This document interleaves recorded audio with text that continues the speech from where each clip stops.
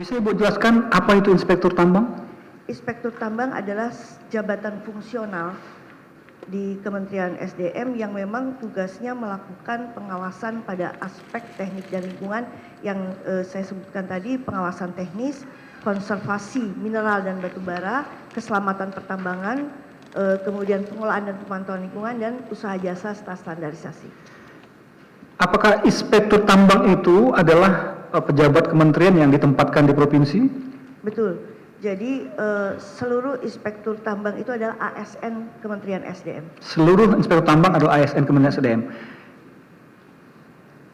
Apakah inspektur tambang ini hanya bertugas untuk satu provinsi saja atau dia juga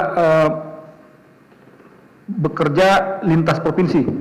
Yang penempatan provinsi hanya bekerja di provinsi itu saja. Oke, nah kita bahas untuk Provinsi Sulawesi Tenggara saja Ibu. Ibu masih ingat siapa saja inspektur tambang yang ditunjuk untuk Provinsi Sulawesi Tenggara? Kebetulan ada di sini koordinator inspektur tambangnya Pak Raden Kindi. Kemudian Bentar. Biar tajam, biar jelas apa yang menjadi kewenangan dari saksi ini, ya kan? Saksi adalah direktur pembinaan. Pembinaan apa? pembinaan pengusahaan batubara yang mulia.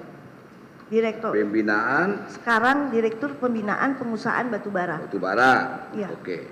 Tugas Ibu kan sudah disampaikan tadi. Ya, di dalam penyampaian RKAB oleh pelaku usaha, apa tugas saudara di situ? Pada waktu yang ditanyakan tadi kepada jaksa adalah saat posisi saya sebagai direktur teknik dan lingkungan Iya, tugas saudara apa di situ? adalah memberikan masukan hasil evaluasi dari aspek Adalah melakukan mengecek dokumen, ada? mengecek dokumen, Dokumen apa yang saudara cek? dokumen studi kelayakan dan dokumen lingkungan yang mulia. Itu. Ya, yang mulia. Nah, jadi RKAB itu disampaikan ya harus melalui pengecekan dari direktur, Betul. dari saudara dulu. Betul. Yang dicek itu adalah apa tadi?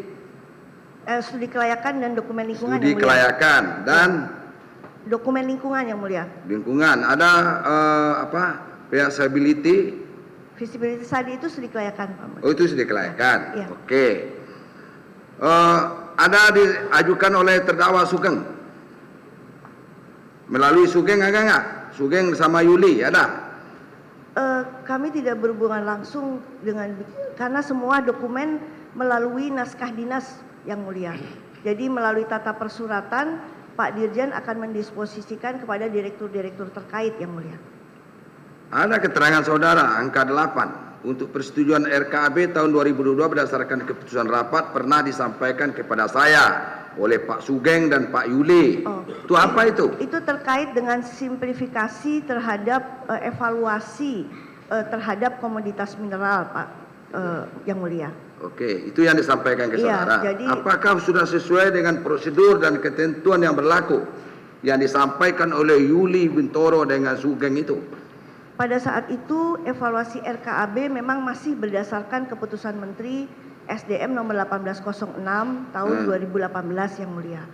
Namun melihat banyaknya kewenangan yang berpindah kepada dari daerah ke pusat karena belum ada pelimpahan, belum ada Perpres nomor 55 pada waktu itu, maka ada kebijakan dari pimpinan untuk mensimplifikasi evaluasi terhadap RKAB untuk komoditas mineral terhadap 3 hal, yaitu berdasarkan sesuai Itu kebijakan dari pimpinan itu. Ya, Kebijakan pimpinan yang dimaksud apa? Dirjen. ya Pak, yang mulia, Dirjen karena- Minerba. Iya, Siapa Dirjen Minerba? Pak Ridwan Jamaludin. Nah, itulah. Jadi harus setuju ke situ.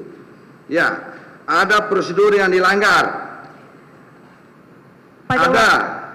Sebenarnya pada waktu itu Jangan ada prosedur yang dilanggar sehingga mengeluarkan kebijakan. jadi 3 hal evaluasi. Jawab dulu. Mungkin Ada yang dilanggar. sebenarnya memang tidak sesuai prosedur, Itu kok sulit sekali. tapi dengan pertimbangan yang mulia. Iya, nantilah pertimbangan itu ada prosedur yang dilanggar. Apa yang dilanggar itu? Jadi mungkin ada beberapa matrik yang harusnya menjadi evaluasi, tetapi untuk percepatan karena oke dikejar lah, untuk saudara bilang penerimaan karena negara. percepatan. Percepatan ini instruksi dari siapa? Presiden Pak Yang Mulia, karena penerimaan negara harus. Oke, dari presiden itu berbentuk apa? Instruksi kah, impres kah, atau kepres kah, atau apa acuannya? Sehingga ada prosedur yang dilanggar gitu loh. Mungkin instruksi ya Pak Yang Mulia. Saudara tahu nak, jangan mungkin-mungkin loh. Di sini nggak ada mungkin-mungkin itu kita entah ya entah tidak itu jadinya. Ya, jadi mungkin dari kami pelaksana yang melaksanakan apa yang menjadi kebijakan Yang Mulia.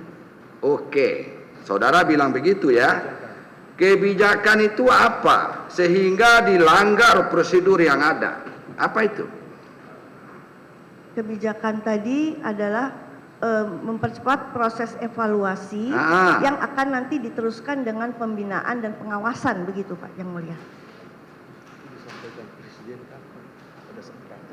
Iya kayak itulah. Jadi saudara ini kan nggak ngambang juga keterangannya. Ya, ini nyangkut nasib orang loh Bu. Nasibnya Ridwan Jamaluddin itu loh. Nasibnya Sugeng, nasibnya si Yuli Bintoro. Ya. Ya, Yang Mulia. Jangan ada yang dilindungi Bu. Kalau memang ada kebijakan, berarti ada kebijakan itu kan diskresi. Artinya ada aturan yang kemudian disimpangi. Tapi penyimpangan itu atas instruksi siapakah sehingga dilaksanakan oleh pelaksana administrasi yang di bawahnya, termasuk Ibu. Siap. Betul kan? Betul Yang Mulia. Nah, apa yang dilanggar? Coba sampaikan di sidang ini. Ada hal-hal, ada sebenarnya 30 matrik yang harus menjadi pertimbangan. Harusnya 30 matrik. Namun ini memang menjadi tidak dipertimbangkan kan begitu? diambil yang esensial. Oh, yang esensialnya. Apa itu? Untuk menjadi kunci dari persetujuan tersebut, Yang Mulia. Karena ada peralihan kewenangan tadi. Betul, Yang Mulia. Kewenangan peralihan tadinya IUP itu diserahkan kepada daerah. Betul, Yang Mulia. Kemudian ditarik ke pusat, kan begitu? Ya, sejak Ya kan? Undang-Undang 3. Betul, Yang Mulia. Tadinya kan diserahkan kepada kepala daerah setempat, apakah itu bupati, apakah itu gubernur, ya Bu. Ya, kemudian betul. ditarik ke pusat. Betul, Yang Mulia. Penarikan ke pusat itulah ya sehingga terjadi regulasi yang berubah. Baik. Ya. Ya, betul. Kemudian ada aturan-aturan yang seharusnya yang 30 item itu harusnya diikuti. Ya. Ternyata ini lahirlah kebijakan. Diambillah item-item yang esensial. Betul. Apa yang esensial? Yaitu bahwa tingkat produksi sesuai dengan studi kelayakan dan dokumen lingkungan. Terus? Dan kemudian neraca sumber daya cadangannya dibaca oleh kompeten person, Yang Mulia. Orang yang berkompeten. Terus? Hanya itu, Pak Yang Mulia. Hanya itu saja? Iya. Ibu sudah melalui meja Ibu kah? Artinya sudah melalui tugas Ibu? Sudah? Jadi, karena saya Direktur Teknik dan Lingkungan, maka karena saya Direktur Teknik dan Lingkungan, maka yang dilihat adalah apakah tingkat produksi sesuai dengan dokumen lingkungan. Berarti melalui saya. Tapi kan saudara bekerja berdasarkan instruksi dari Dirjen juga. Iya. Iya, jadi kan? ada dua evaluasi, Yang Mulia. Evaluasi aspek teknik dan lingkungan dan aspek pengusahaan. Sudah dilakukan itu. Nah, aspek teknik lingkungan di bawah saya yang berkaitan dengan dokumen lingkungan. Sudah dilakukan itu? Sudah, Yang Mulia. Sudah dilakukan. Sehingga mengabaikan 30 seharusnya 30 syarat tadi menjadi syarat yang wajib sebelumnya, kemudian sekarang disimpangi untuk percepatan. Siap. Betul itu? Betul, Yang Mulia. Sudah.